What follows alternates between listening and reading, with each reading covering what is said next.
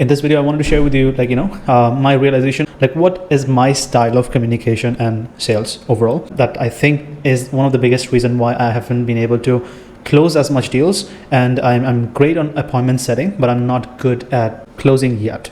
And the reason is two things. The style of sales I've been using is more copied on what other people are using. So I used to see sales as a big thing. It's more like, I used to keep this on a pedestal. I have always been very focused on, how do I say this? Why am I saying it this way? And I feel like that's also because sales has been sold and marketed in that way that, there is a specific way of doing it. There's a right way or wrong way of doing it. From my experience now, there are fundamentals of sales, and then there is styles of sales, right? A style of communication while keeping the fundamentals intact. What do I mean by that is, for example, my way of appointment setting is not same as anyone else's.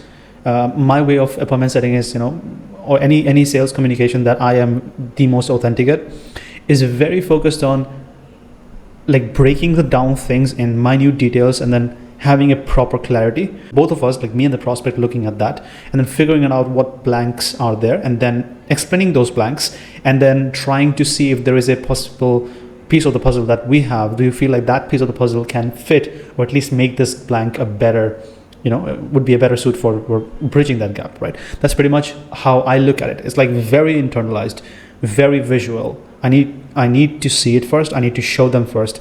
And then both of us together on the call explore possible options to patch. That's what I do. That's what I've trained other people to do. And it's only how can I tune down a bit? How do I avoid conflicts? How do I share it in such a way that it cushions the question? It doesn't come out as rude and rough, but I still am able to convey the message that I'm trying to convey. That is my style. But if I'm going completely Alex Hormozi style of sales, which is more shoot, and then push them to it a bit. It's a mix of breaking it down and then pushing it a bit. Or else it's a Benjamin Dennehy style, which is more like asking very powerful questions and then, going for a no. That's another way of doing it. Or else there is an NEPQ style, which is more reframe emotions too much into this. How does it feel? Stuff like that. Everything works. What I feel for me is going to be the best thing, and I'm focusing on that right now, is that breaking things down into small details so that I can be confident. I have the conviction and confidence because that's my way of communicating. That's my way of looking at the world. I genuinely go in depth and try to break things down because that's my strength. You cannot beat me in that strength, right? Infinity. So you cannot beat me in that strength. I genuinely overthink, right?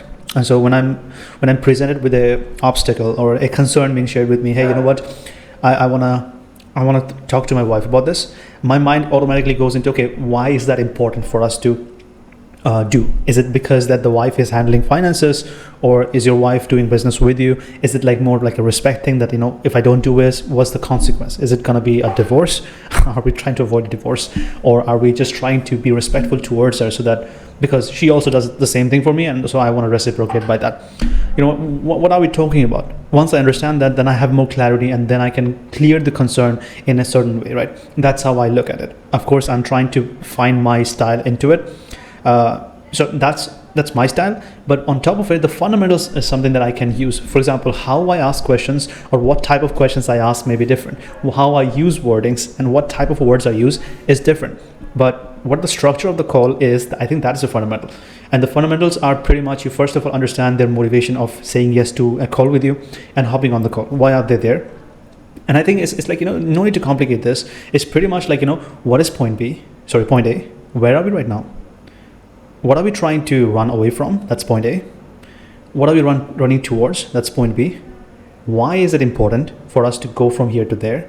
Are we really comfortable? Are we doing good enough, going from good to great? Or are we doing not good enough, really very bad? How is that looking like? Once I get complete clarity of that, how does that impact in the personal day-to-day? As in what exactly is that? What is the consequence of us being in point A? Simple as that. What is the consequence of if we are able to get to point B, what does that bring to our life? What happens if we push that outcome even further? Are we okay with that? Why are we not okay with that? right? So these are just a basic understanding. I don't think that you need to be asking this question in a specific manner and word by word as someone on YouTube or Instagram is asking. It has to be your own way, because you understand, okay, these are the important metrics that I need to understand first before I can, move ahead and give clarity or get clarity, anything. Once that is done, next question would be, okay, what have we, this is a gap, right? And imagine this is mountain A, this is like second mountain, and then this person is trying to go from here to here. But there is a big valley. So we need to bridge the gap. So what have we tried in the past to bridge this gap? What type of materials have we used? Like hypothetically, right? If you have a valley and you're trying to build a bridge, what type of bridges have we tried in the past? Why haven't we tried to build a bridge?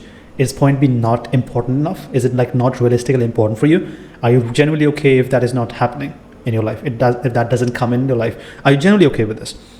If not, then why haven't we tried in the past? And then there is like any beliefs that can come up, which I can take from the NEPQ style. It's like reframing beliefs, or at least finding the belief. That is a fundamental process that I can take. But how I reframe the beliefs, or how I even get inside and probe, that's a different style. That has to be individual style. So that's a place where I can look into, okay, maybe they have not prioritized this. Maybe there was complacency. Maybe they felt that they did not have the money, they did not have the time. Those are like the objection prevention parts. Genuinely want to stop saying objection handling, right? This is not objection. This is people coming up with concerns because they have concerns. And if we can, pretty much clarify concerns, that is more focused on like helping them or empowering them. If they feel that, not making a decision, or like not making a decision is never beneficial to anyone. If they feel like not doing it and going to a no is beneficial to them, then we both should go to a no together, and I should be happy about it, that I was able to help them make a decision. If both of us explore and see that, going to a yes is more important, then going to a yes is what I will be happy with, right? Regardless, my job is to clear away their concerns. I think that's a very good way of looking at it. As compared to objection handling, if you really look at it from a lens of objection handling, then what happens is you feel that it's them versus you. They're giving you an obstacle, and then now you have to fight it out. It's not that. It's just that they are sharing with you, and both of you guys are together looking to win over point A. Like it's you and the prospect versus point A in their life, right? And the product is a bridge towards their point B. And it's just about like, hey man, like just making them feel that you are on the same team, and then genuinely asking them all the concerns that comes to their mind, and then exploring together and being honest about it. That, hey, this is how this looks like, and you might not need to do it right now, or maybe you should not do it right now because it's not entirely, in the best interest. But then at least having that conversation, that's the goal, right? I think that is what sales would be about: just communicating clearly, transparently, and going to a decision. That's it, right? So once you understand those things, objection prevention, that's when you can understand the commitment level. It's more like, hey, you know what? Okay, we are going to point B, right? Like, are we genuinely committed to going to that? Is it like what happens if you're not able to go there? Like, are you okay with that? Why are you not okay with that? And then getting the commitment first, and then going to the presentation. And the presentation has to be really top-notch, solid, like specific to what they have discussed. It has to have a component of customization, I believe, especially if you're selling anything more than, $1,000, even. At least some sort of customization is good enough. I would say everyone needs, even if it's not customized as much, it still needs to highlight the key points that they need to prioritize on. What would benefit them the most, and then everything else is a bonus. That's what Alex Hormozi says that, right? So that's how I would also do it. I'm trying to get the presentation even better so that they can feel the sense of, okay, this is exactly for me. And I also can convey all the specifics of the program or the product to them in the most effective way possible. Now, once that is done, the next step would be, hey, do you feel like this is going to be the answer for you? What specific about this makes you feel that this can be the thing that can take you to point B, like the other mountain? Once we completely understand the value aspect is done, that's when we go into any concerns that's moved, So, do you want to go ahead, or do you have any concerns that's stopping you from going ahead today? And I think instead of looking at objection handling as objection handling and starting to look at it, as concerns, the questions become different. Hey, you know what? Do you have any concerns that's preventing you from stepping ahead into this, the future, or at least, taking action towards that future today? And then they can share with you that, hey, you know what, these things, I think there's not going to be any more than 3 to 4 things. There's going to be potential concerns, right? If it's money, as in like, money, they don't have the money, then, you can break it down. I would prefer to not to break it down, but if needed, it can be broken down. If they are really committed, and then we can help them, of course, why not?